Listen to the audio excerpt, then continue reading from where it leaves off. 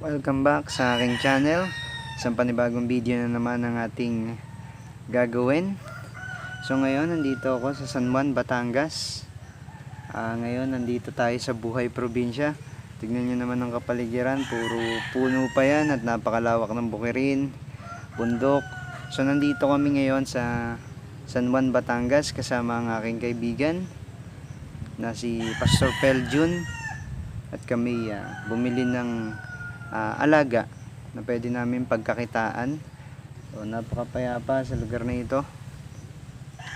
At ngayon gusto kong ipakita sa inyo kung ano yung aming pinunta sa lugar na ito at kung ano yung aming yung gusto naming simulang maliit na negosyo. So gusto ko kayo i-tour. So let's start.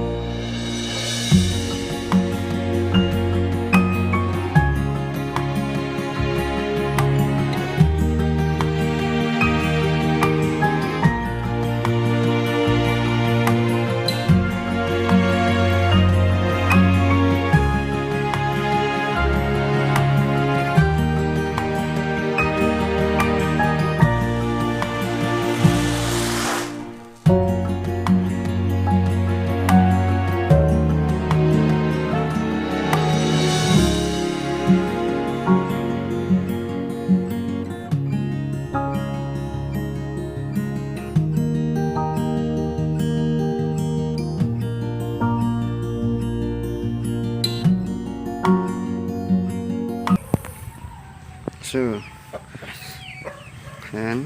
Ito po sila. Ito naman po ang Australorp. Oh, malaki pong klase ng manok ito. At yan po. Ayan po ay lalaki. At ito naman po ay Australorp na babae. So, napakainam po nila mag-produce ng eggs. Kasi nagpo-produce po sila ng eggs halos everyday. So, nagpo-produce po sila ng eggs halos 300 pieces sa loob ng isang taon. So, ito po ang Rhode Island ito po ang Rhode Island Red. Ayan po yan. Mga manok po yan na galing sa ibang bansa. At napakainam po nila mag-produce ng eggs.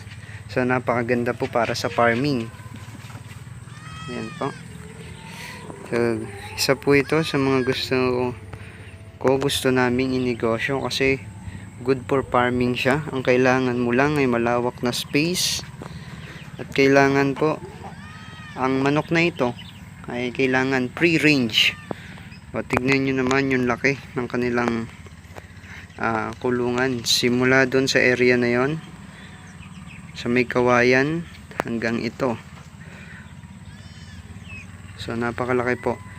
Take note po, ito pong mga manok na ito ay ang kinakain lang madalas ay damo. Paborito po nila yung mga grass. So ayan. Yan po yung RIR. So ayan po yan yung Rhode Island Red. Ayan po, napakaganda nila tignan. So isa rin po sila sa nakakawala ng stress. Malalaking klase po sila ng manok. At napakaganda rin po nilang magbigay ng itlog. So ayan po, halos sa loob ng isang araw hindi sila nawawala ng itlog. Ayan po.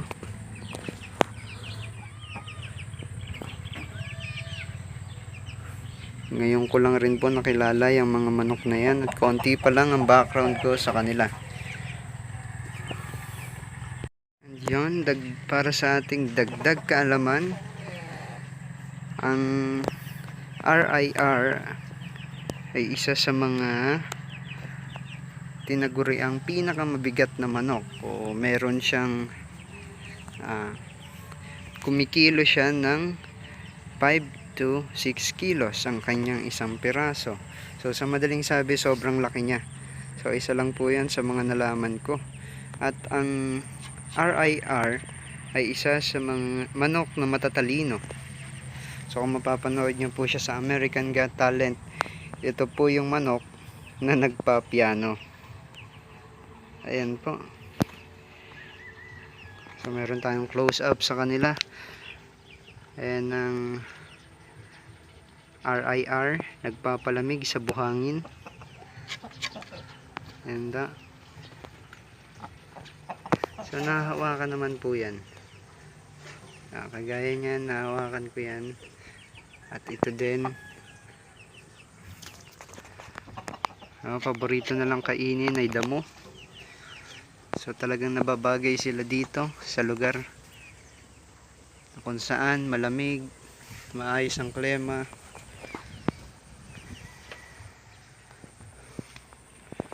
Okay.